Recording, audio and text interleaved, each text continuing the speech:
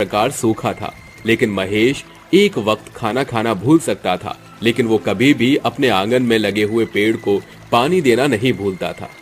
अरे चाहे कितनी भी कोशिश करूं और चाहे कितने भी हाथ पैर फेंक लूं, मुझे कोई नौकरी नहीं मिलती। हे भगवान, मेरी थोड़ी सी मदद कर। मैं अपने परिवार का ध्यान कैसे रखूंगा अगर मैं कमाऊंगा ही नहीं तो। तभी पार्वती की आवाज आती है, अजी अब आप भी जाइए, मैंने खाना लगा दिया है। महेश खाना खाने के बाद काम की तलाश में निकल पड़ता है।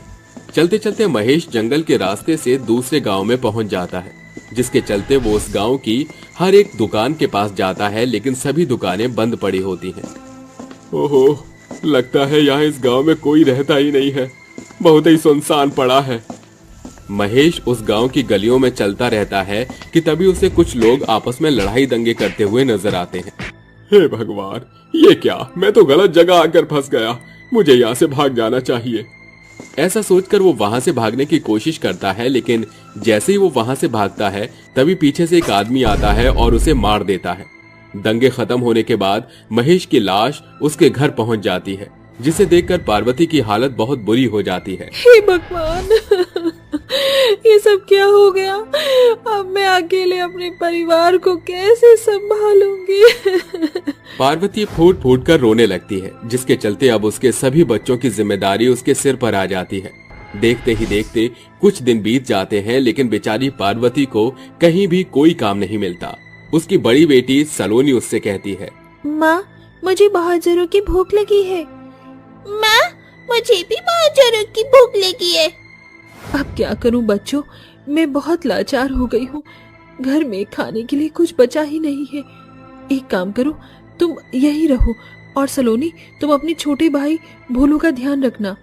ऐसा कहकर वो वहां से चली जाती है और गांव वालों से भीख मांगकर वो थोड़ा खाना लेकर आती है और अपने बच्चों को खाना खिलाती है। ये लो बच्चों, खा लो, जितना है उतने में गुजारा कर लो। खाना खाने के बाद पार्वती के तीनों बच्चे आंगन में खेलने के लिए चले जाते हैं, जिसके बाद वो बेचारी भूखी प्यासी बैठी हुई अपने आप से कहती है, हे भगवान, आज तो भीख मांगकर अपने बच्चों का पेट भर दिया, लेकिन अब मैं कल क्या खिलाऊंगी अपने बच्चों को? उसकी आंखों में आंसू होते हैं। तभी उसकी बड़ी बेटी सलोनी उसके पास आती है और कहती है, माँ, बाहर चलो माँ, चलो ना माँ, मुझे आपको कुछ दिखाना है। लेकिन बिटिया, आखिर बाहर ऐसा है क्या जो तुम मुझे बाहर ले जाना चाहती हो? माँ, आप खुद ही देख लो आकर। जैसे ही पार्वती बाहर आती है, वो अपने आंगन में एक बहुत बड़ा हरा भरा केले का पेड़ देखती है, जिसकी हर एक डाली पर केलों के गुच्छे टंगे होते हैं। कहीं मैं कोई सपना तो नहीं देख रही हूँ? क्या ये सच में केले का पेड़ है? तभी वो जादुई पेड़ बोल पड़ता है, नहीं, तुम कोई सपना नहीं देख रही हो, ये हकीकत है। पेड़ को बात करते हुए देख पार्वती डर जाती है, जिसके बाद वो अपने तीनों बच्चों को अपने पास कर लेती है। अरे डरो मत, मैं तुम्हें कोई नुकसान नहीं पहुंचाऊंगा, मैं तो बस अपने एहसान को चुकाना चाहता हूँ। एहसान? कैसा एहसान? आखिर किस एहसान की बात कर रही हो तुम? जो एहसान आपके पति ने मेरे ऊपर किया है, मेरा आज कोई वजूद नहीं होता। महेश हर रोज मुझे पानी दिया करता था, उसे मुझसे कभी कोई लालच नहीं था, लेकिन उससे मेरी सुखी टहनियां देखी नहीं जाती थी। अब मेरा समय है, अब मुझे अपनी मदद करने दो। लेकिन तुम हमारी मदद कैसे कर सकते हो? मैं एक जादुई पेड़ हूँ, मेरी हर टहनी पर केलों का गुच्छा लगा हुआ है। तुम इन्हें तोड़ लो और जब तुम्हें अगली बार दोबारा केले चाहिए होंगे तो मेरे इस जादुई पेड़ पर फिर से इतने सारे केले अपने आप उगाएंगे। तुम इन्हें बेचकर अपने बच्चों का गुजारा कर सकती हो। जादुई पेड़ के ये कहने पर पार्वती उसके ऊपर से सारे केले तोड़ लेती है और जो पेड़ के सबसे ऊपर वाली सतह में केले लगे होते हैं उन्हें वो तोड़ नहीं पाती, जिसके लिए जादुई पेड़ अपनी टहनियों को झुकाकर पार्वती की तरफ कर देता है। हमारी मदद के लिए तुम्हारा शुक्रिया। पार्वती उन सभी केलों को बाजार में ले जाती है, जिसके चलते उसकी अच्छी खासी कमाई हो जाती है। भगवान का लाख लाख शुक्र है जो जादुई पेड़ ने हमारी मदद की। कम से कम अब मैं अपने बच्चों को स्कूल तो भेज सकूंगी। ऐसा सोचकर वो सारे केले बेचकर वापस घर आ जाती है। महेश के मरने के कई दिन बाद वो सभी पेट भरकर खाना खाते हैं। अगले दिन जैसे ही सवेरा होता है, पार्वती अपने तीनों बच्चों को नहला धुलाकर स्कूल में एडमिशन करवाने के लिए लेकर जाती है। एडमिशन होने के बाद वो जादुई पेड़ के पास आती है और जादुई पेड़ से कहती है, जादुई पेड़, मेरे पास जितने केले थे सभी बिक गए हैं। मुझे तुम्हारे पेड़ से और केले चाहिए। पार्वती के इतना कहते ही जादुई पेड़ की सभी टहनियां हरी भरी हो जाती हैं, जिसके बाद उसकी हर एक टहनी पर केलों के गुच्छे लग जाते हैं और वो हर एक टहनी से बहुत सारे केले तोड़ लेती है, जिसके बाद वो फिर से बाजार में ले जाकर उन्हें बेच देती है। ऐसे ही धीरे धीरे वो जादुई पेड़ की मदद से अपनी सभी परेशानियों को ठीक कर लेती है।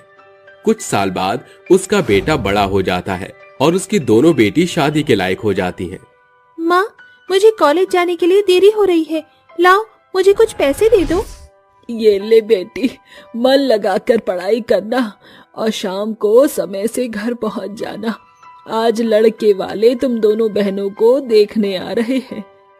आप चिंता मत कीजिए माँ, मैं फौरन वापस आ जाऊंगी। यूं गई और यूं आई। ऐसा कहकर वो निकल जाती है। तभी सलोनी अपनी माँ से कहती है, माँ, आपको हमारी शादी करने की क्या जरूरत है? अभी तो हमारी शादी की उम्र भी नहीं हुई है माँ। नहीं बेटी, यही सही उम्र होती है शादी की। मैं जानती हूँ बेटी, तुझे मेरी बहुत चिंता है, लेकिन तुझे मेरी चिंता करने की कोई जरूरत नहीं है। मेरे साथ जादुई पेड़ है, उसकी मदद से मैं अपना जीवन आराम से व्यतीत कर सकती हूँ। माँ, आपके बिना हमारा क्या होगा? जरा सोचो तो सही। सब कुछ ठीक होगा मेरी बेटी, मुझ पर भरोसा रख। पार्वती किसी तरह सलोनी को समझा लेती है।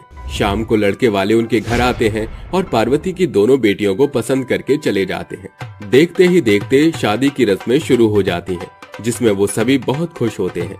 आखिर में वो दिन भी आ जाता है जब पार्वती अपनी दोनों बेटियों की शादी करने वाली होती है, लेकिन अचानक से घर के अंदर से उसका सारा पैसा चोरी हो जाता है। आखिर ऐसा कैसे हो सकता है? मैंने इतना सारा पैसा इतनी मेहनत से कमाया था और शादी वाले दिन ही सारा पैसा चोरी हो गया। अब मैं क्या करूं? पार्वती को कुछ समझ नहीं आता और वो आंगन में जाकर पेड़ के नीचे बैठकर रोने लगती है। तभी जादुई पेड़ हरा भरा हो जाता है, जिसके बाद वो पार्वती से कहता है, अरे तुम रो क्यों रही हो? अगर कोई परेशानी है तो तुम मुझे बता सकती हो। पार्वती अपनी सारी परेशानी बताती है, जिसे सुनने के बाद पेड़ कहता है, अगर ऐसी बात है तो तुम्हें चिंता करने की कोई जरूरत नहीं है। पेड़ के इतना कहते ही उसकी टहनियों के ऊपर सोने के केलों के गुच्छे लग जाते हैं।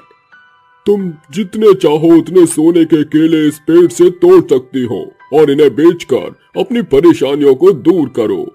ये कहकर उसकी आंखों में आंसू आ जाते हैं, जिसके बाद वो सोने के केलों को तोड़कर उन्हें बेच देती है। जिसके बाद वो अपनी दोनों बेटियों की धूमधाम से विदाई करती है। उसकी दोनों बेटियों की शादी के बाद उसका बेटा दीपक उसे संभाल लेता है, जिसके बाद वो अपने बेटे के साथ अपनी आगे की जिंदगी खुशी खुशी बिताती है। राजीव की अचानक हुई मौत ने उसकी पत्नी कावेरी को झकझोर कर रख दिया था। कावेरी की दो बेटियां थी, इशिका और ईवा। पति की मौत के बाद बेटियों के भरण पोषण का भार कावेरी के कंधों पर आ पड़ा था। माँ, मुझे भूख लगी है, कुछ खाने को दे दो। ईवा, हमारे पास खाने को कुछ नहीं बचा, माँ भी भूखी है और हमारे पास खाना खरीदने के लिए पैसे नहीं है, हम गरीब हो गए हैं। मगर दीदी, बिना खाए तो हम मर जाएंगे। 10 साल की ईवा के मुंह से निकली बातों में उसकी मासूमियत झलक रही थी, जिसे देखकर उस मजबूर माँ का मन भर जाता है और उसकी आंखों में आंसू उतर आते हैं। इतिशा, मैं काम की तलाश में जा रही हूँ, ईवा का ख्याल रखना। कावेरी के कदम काम की खोज में निकल पड़ते हैं, मगर दिन भर भटकने के बाद भी उसे कोई काम नहीं मिलता। हर जगह हाथ पैर मारकर देख लिया, कहीं भी बात नहीं बनी। अब मैं क्या करूं? कावेरी सोच ही रही थी कि उसे अपने हाथों बनाए केक का ख्याल आता है। उसके हाथों में स्वादिष्ट केक बनाने का इल्म कूट कूट कर भरा था। क्यों ना मैं बेकरी शॉप खोल लूं? आजकल केक की बिक्री बहुत ज्यादा है, मगर इस गांव में केक का कारोबार ना के बराबर चलेगा। मुझे शहर जाना पड़ेगा। कावेरी अपने घर को बेच मिले हुए पैसे और अपनी बेटियों को लेकर शहर आकर एक बस्ती में रहने लगती है। साथ ही एक बेकरी शॉप खोल लेती है। उसके इस काम में उसकी तीनों बेटियां बढ़ चढ़कर हाथ बटाया करती थी। माँ, देखो, मैंने और ईवा ने कितना अच्छा केक बनाया है। बहुत खूब मेरी बच्चियों, मुझे तुम पर नाज है। अच्छा, मैं जाती हूँ। इतना बोलकर कावेरी केक लेकर बेकरी शॉप पर जाने के लिए निकल जाती है, मगर कावेरी मुड़कर कभी नहीं लौटती। दीदी, सूरज भी ढल गया और देखो अंधेरा हो गया। माँ क्यों नहीं आई? हाँ, बाकी दिन तो माँ आ जाती है। चलो ईवा, हम दोनों बहनें बेकरी शॉप पर चलते हैं। दोनों बहनें अपनी माँ की खोजबीन में घर से निकल जाती हैं, मगर सड़क किनारे बड़ी भीड़ देखकर वो जैसे ही वहाँ आती है, वहाँ पर उनकी माँ की लाश होती है, जिसे देखकर दोनों बहनों की आंख फटी की फटी रह जाती है और वो फूट फूट कर रोने लगती है। ऐसे ही कुछ दिन बीत जाते हैं, जिसके बाद इशिता बोलती है, मैं माँ की मेहनत जाया नहीं जाने दूंगी, इसीलिए आज से हम दोनों बहनें ही बेकरी शॉप चलाएंगी। ठीक है दीदी, वैसे भी अब घर में बनाने को कुछ भी नहीं, कम से कम केक बेचकर हम राशन तो लाएंगे। दोनों बहनें जैसे ही केक की दुकान पर पहुंचती हैं, तो दुकान का मालिक कमलेश उन्हें झड़कते हुए कहता है, अरे ओ लड़कियों, अब तुम यहाँ क्या लेने आई हो? ये बेकरी शॉप हम बहनों की है, आप यूँ अपना हक नहीं जमा सकते। दीदी, मुझे तो ये अंकल ठगी लगते हैं। बीते भर की छोकरी मेरे दुकान में खड़ी होकर मुझे ठगी कहती है। अब तुम्हें इस बेकरी शॉप से ठेंगा मिलेगा। चलो फुटो यहाँ से। नहीं, हम यहाँ से नहीं जाएंगी। बहुत ढीठ है ये लड़की, ठहर जाओ, अभी मजा चखाता हूँ। कमलेश दोनों अनाथ बहनों को बेरहमी से मार कर भगा देता है।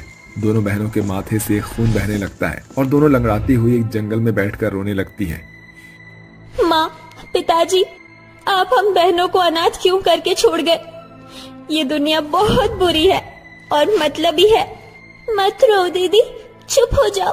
काश कि हम दोनों बहनों को बादलों पर थोड़ी जमीन मिल जाती, जहाँ हम बेखौफ होकर अपनी केक बेकरी शॉप खोल लेती। ये तुम कैसा ख्वाब बुन रही हो ईवा? बादलों पर केक बेकरी खोलना ये मुमकिन नहीं, क्योंकि बादल पर जाना मुमकिन नहीं। इशिता ऐसा बोल ही रही होती है कि तभी उसकी आंखों के सामने सोने से बनी सीढ़ियां चमक उठती हैं, जो बादलों पर जा रही थी। ये देखकर दोनों बहनों की आंखें इठलाने लगती है और एक आवाज उन बहनों को बुलाहट देती है, इशिता, ईवा, बिना वक्त गवाए सीढ़ियों से ऊपर आ जाओ। दोनों बहनें सीढ़ियां चढ़कर बादलों पर चली जाती हैं, जिसके साथ सभी सीढ़ियां गायब हो जाती हैं और एक सुनहरे प्रकाश में उनके सामने 3 जादुई केक घर बने होते हैं, जिनकी नाक, आंख और मुंह होता है। और सामने खड़ी एक सुंदर सी परी उनका स्वागत करते हुए कहती है, मैं वैनिला परी हूँ। इस बादलों में बसे जादुई 3 केक घर की ओर से तुम्हारा स्वागत करती हूँ। जादुई परी, आपने हमें यहाँ क्यों बुलाया है? क्योंकि मैं कई साल से इन तीनों जादुई केक घर की रखवाली कर रही थी, मगर अब मेरे जीवन के 1000 वर्ष पूरे हो गए, इसीलिए मुझे पहरुए की खोज थी।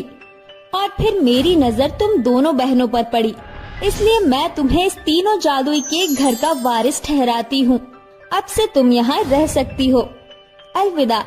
एकाएक परी गायब होकर बादलों में घुल मिल जाती है, जिसके बाद तीनों जादुई केक घर उन बहनों को बुलाहट देती है। मैं हूँ चिक्की, जादुई चॉकलेट केक घर। क्या तुम मुझ में रहना चाहोगी? मैं हूँ स्ट्रॉबेरी केक घर, तुम मुझे चुनो। नहीं, तुम मुझे चुनो। देखो मैं इन दोनों केक के मुकाबले कितना बड़ा हूँ। तीनों जादुई केक को लड़ता देखकर इशिता बोलती है, तुम तीनों लड़ो मत, हम दोनों बहनें बारी बारी से तीनों घर में रहेंगी। इतना कहकर इशिता जादुई चॉकलेट केक के घर में घुस जाती है, जहाँ शान और शौकत की सभी चीजें होती हैं, जैसे कि सुंदर बेडरूम, बिस्तर, किचन और भी बहुत कुछ। अरे वाह दीदी, ये जादुई केक घर तो बड़ा ही आलीशान है। यहाँ हम सुकून से रह सकते हैं। अब तो मुझे बहुत जोरों की भूख लगी है, काश कि चॉकलेट केक खाने को मिल जाता। ईवा की अभिलाषा जानकर जादुई केक घर उसके सामने स्वाद से भरपूर खुशबूदार केक प्रकट करता है। दोनों बहनें उसे खुशमन से खाती हैं। ऐसे ही समय बीतता जाता है और वो पाइनएप्पल केक के घर में प्रवेश करती हैं। देखो दीदी, ये दूसरा जादुई केक घर तो पहले वाले से भी सुंदर है। क्या हुआ दीदी, आप यहाँ आकर खुश नहीं हुई? मैं खुश हूँ, पर काश ये केक घर हमें नए कपड़े देते, तो हमें ये फटे पुराने कपड़े नहीं पहनना पड़ता। जैसे ही इशिता जादुई केक घर में अपनी इच्छा जताती है, एक सुनहरी किरण जगमगाहट के साथ उसके सामने सुंदर सुंदर कपड़ों का ढेर लग जाता है। देखो दीदी, इस दूसरे जादुई केक घर में कितने सारे कपड़े दिए हैं।